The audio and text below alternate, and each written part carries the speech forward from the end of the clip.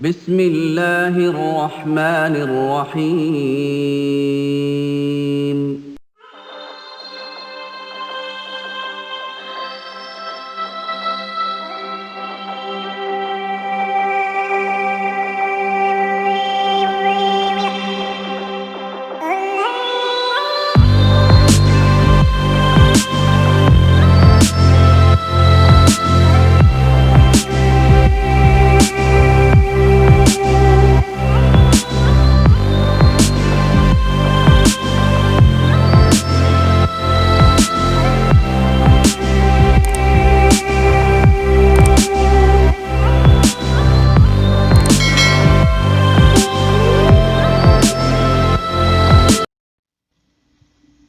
Bismillahirrahmanirrahim.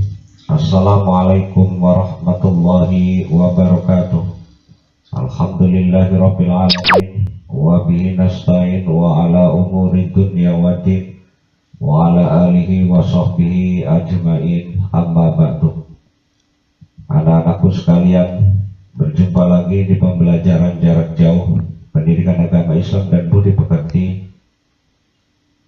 Pada kesempatan ini saya akan menyampaikan materi tentang menapaki kehidupan bersama Kitabullah.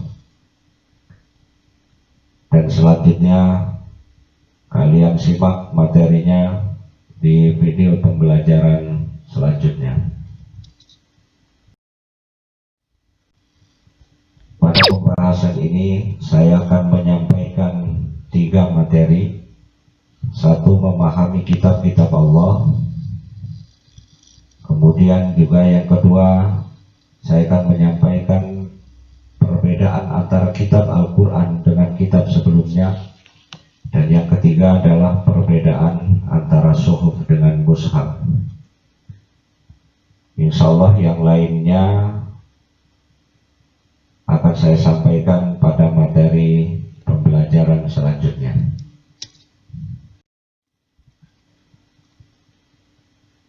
Anak-anakku sekalian, perhatikan gambar yang ada di materi ini.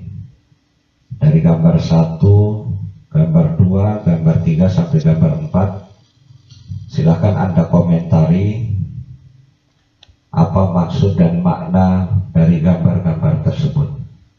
Kemudian kalian tuliskan di buku pelajaranmu. Jangan sampai ada yang terlewat. Ini adalah salah satu tugas portofolio pembelajaran ini.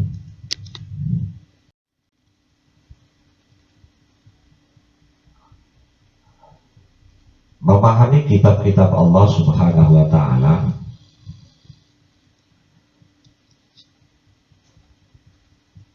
Pertama adalah pengertian.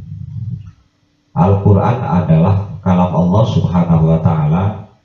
Dialah Rabb yang ilmunya meliputi segala sesuatu, sebagaimana firman Allah Subhanahu wa ta'ala dalam Quran surat An-Nisa ayat 82.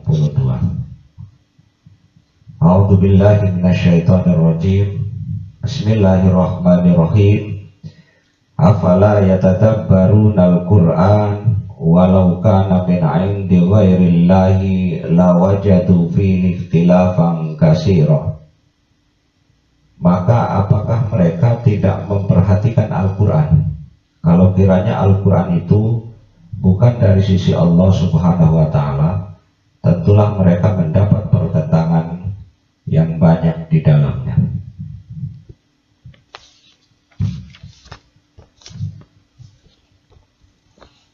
Adik-adikku sekalian, Kitabullah adalah kumpulan wahyu-wahyu Allah Subhanahu wa ta'ala yang mengandung petunjuk dan kebenaran. Sementara pengertian kitab adalah wahyu Allah Subhanahu wa ta'ala yang dibukukan. Makna lain dari Kitabullah adalah ajaran Allah Subhanahu wa ta'ala yang diwahyukan kepada Nabi dan Rasul yang merupakan ketetapannya, dan himpunan petunjuk yang ditulis dan dibukukan. Adapun pengertian iman kepada kitab-kitab Allah adalah meyakini sepenuh hati bahwa Allah Subhanahu wa Ta'ala telah menurunkan kitab-kitabnya kepada para nabi dan rasul agar disampaikan kepada umatnya sebagai pedoman hidup untuk kebahagiaan di dunia dan akhirat. Minimal ada 3 makna yang berkaitan dengan kewajiban mengimani kitabullah. Yang pertama adalah Allah Subhanahu wa Ta'ala telah menurunkan 4 kitab suci, yakni Zabur, Taurat, Injil, dan Al-Quran. Yang kedua, Al-Quran menjadi kitab suci yang diturunkan terakhir, yang membenarkan sebagian ajaran sekaligus korektor terhadap ajaran kitab suci sebelumnya. Kemudian yang ketiga adalah Al-Quran menjadi kitab suci yang masih terpelihara utuh dan asli, tidak ada perubahan sedikit pun.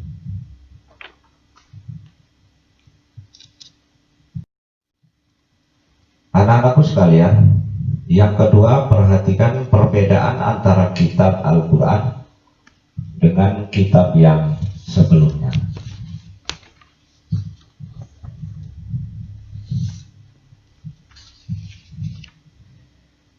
Yang pertama, perbedaan Al-Quran dengan kitab yang sebelumnya adalah Al-Quran menjadi satu-satunya kitab suci yang masih utuh dan dijamin keasliannya.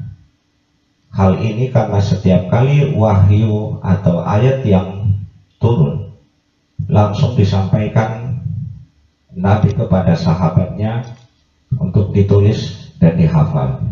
Nabi juga menyebutkan di mana ayat atau surat yang baru diwahyukan itu harus diletakkan.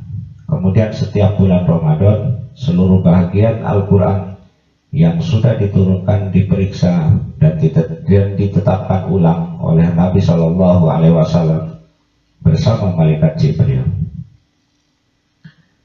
Yang kedua, perbedaannya adalah Al-Quran menjadi satu-satunya standar yang paling layak untuk dijadikan sebagai pedoman kebenaran bagi umat manusia, karena mengandung kebenaran mutlak yang bersumber dari Allah Subhanahu wa Ta'ala. Hal ini dapat dikaji dari isyarat ilmiah yang dikandungnya, semakin terbukti kebenarannya. Misalnya seperti penciptaan alam semesta dalam 6 hari atau 6 periode. Kemudian matahari juga memancarkan sinarnya, sementara cahaya bulan adalah cahaya pantulan. Kemudian juga Fir'aun mati tenggelam saat berusaha mengejar Nabi Musa alaihissalam. Itu adalah gambaran contoh yang ada dalam Al-Quran. Yang ketiga, perbedaannya adalah Al-Quran satu-satunya kitab suci yang ditulis sejak masa turunnya dan dihafal oleh ratusan bahkan ribuan jutaan umat Islam, baik itu di masa Rasulullah SAW, sahabat, para tabi'in, maupun umat Islam masa kini, sehingga keaslian dan redaksinya terjamin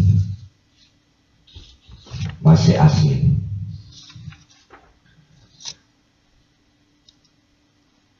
Kemudian yang selanjutnya adalah apa perbedaan antara suhuf dan mushaf. Di samping kitab-kitab tersebut, Allah Subhanahu wa Ta'ala juga menurunkan sohifah-sohifah, antara lain kepada Nabi Idris alaihissalam, Nabi Ibrahim alaihissalam, dan Nabi Musa alaihissalam, yang berisi perumpamaan-perumpamaan, ibarat-ibarat, dan suri tauladan. Begitulah penjelasan umum tentang kitab-kitab Allah Subhanahu wa Ta'ala yang diterangkan di dalam Al-Quran surat Al-A'la ayat 18 sampai 19. Kemudian kitabullah atau firman Allah Subhanahu wa taala dapat dibagi menjadi dua jenis. Satu disebut suhuf dan yang kedua adalah mushaf. Kata suhuf dapat dilihat pada Quran surat Al-A'la ayat 19. Kedua kalimatnya adalah berasal dari akar kalimat yang sama, yakni sohafa, itu artinya menulis atau suhuf. Kemudian sohifah itu adalah tunggal dari sohafa.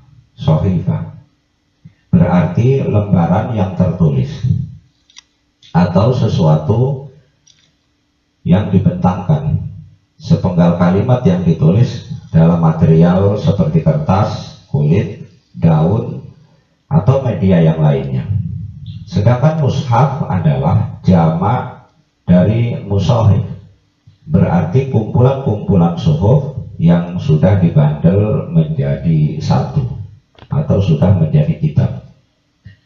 Berdasarkan sejarah penulisannya, teks Al-Quran, bentuk Al-Quran secara utuh itu sudah ada sejak zaman Nabi, meski ayat-ayatnya masih ditulis di tempat yang terpisah, seperti di pelepah kurma, kulit binatang, kemudian di batu, lembaran daun, atau di tulang-tulang binatang.